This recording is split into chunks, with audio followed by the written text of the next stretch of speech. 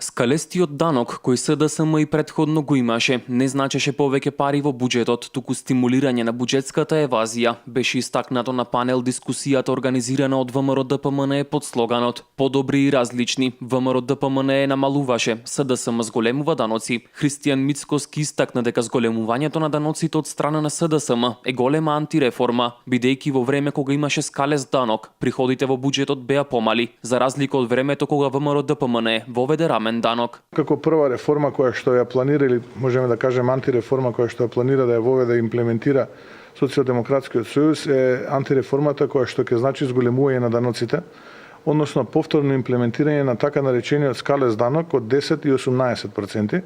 Знаеме дека во минатото владата предводена од страна на ВМРО ДПМН ја воведе, односно го имплементираше така наречениот рамен данок и како резултат на имплементирањето на така наречениот рамен данок драматично се зголемија приходите во буџетот, односно приходната страна се зголеми и по неколку десетици проценти на годишно ниво, а тоа значеше повеќе средства за капиталните проекти, повеќе средства за реновирање на училишта, болници, повеќе средства за зголемување на плати на работниците и така натаму. Но она што се вели скалест данок или така наречен променлив данок од 10 до 18%, владата на Социјалдемократскиот сојуз во минатото имаше пракса и го применуваше, но тоа имаше спротивен, односно контраефект на она што се вели пракса, тоест напротив, не само што не беа зголемени даноците, приходот на даноците во државниот буџет, туку се стимулираше и даночната евазија, односно се стимулираше и така наречената сива економија. Граѓаните поради зголемувањето на даноците стравуваат од отпуштање од работа на вработените, посочи Лилјана Кузмановска, која потенцираше дека СДСМ вети раст на БДП и 30.000 денари просечна плата, но тоа е невозможно да се оствари. ВМРО ДПМН во време кога постоеше светската економска криза, европската должничка криза, навистина со многу умешност, домаќинско работење, со мерки, односно пакет на антикризни мерки, успеа да го премости тој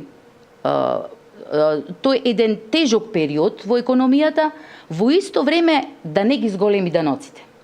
Значи, период во кој имавме навистина создавање на услови и клима за влез на странски директни инвестиции. Како што беше истакнато на панел дискусијата, во историја на една држава се нема случајно преку ноќ данокот да се покачи од 10 на 18%. Според проекциите на ВМРО ДПМН, покачувањето на ефективниот данок ќе биде покачен за 32%, што е во светски рамки непознато. Колку помалце се даноците или колку се пониски даноците, толку повеќе луѓето се стимулираат, односно се спремни да ги плаќаат истите.